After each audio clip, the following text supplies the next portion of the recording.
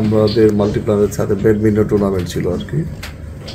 আমরা জহির ভাই, দিবি ভাই, মার্কেটে যারা যারা ছিলাম, আমরা ব্যাডমিন্টন খেলে জহির ভাইরা চলে গেছে, আমি আর দিবি ভাই মার্কেটে আছি। আমরাও বের হবো একটু রেস্ট নিয়ে।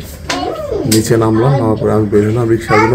দিবি ভাইরা বললো যে আপনি গাড়িতে চলে যান, আমি রিক্সায় চলে যাচ্ছি।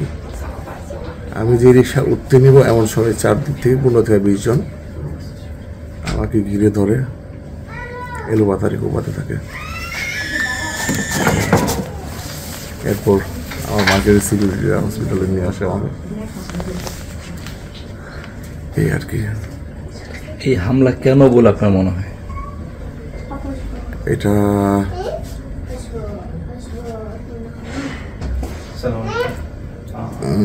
এটা আমি আসলে এখন বলতে পারছি না এটা কেন হয়েছে। আগে একটু দেখি, তারপর বলি আর কি। আপনি কি কাউকে সন্দেহ করেন? না, কাউকে সন্দেহ করতে পারছি না। পুলিশ তদন্ত করে বের করুক কে করছে এটা। 15-20 জন ছিল আপনি বলছেন। হ্যাঁ, কাউকে চিনতে পেরেছেন আপনি? না, কাউকে ছিল। হেলমেট পরা ছিল, মাস্ক পরা ছিল।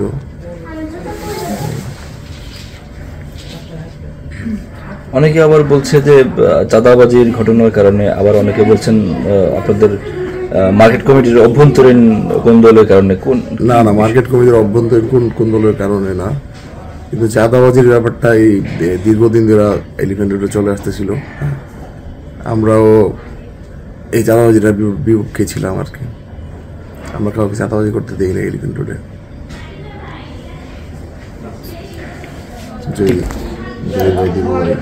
আমরা যারা আছি এলিফ্যান্ট রোডে, আমরা কখনো কোনো চাঁদাবাজকে প্রশ্রয় দিই নাই, দিতে পারি।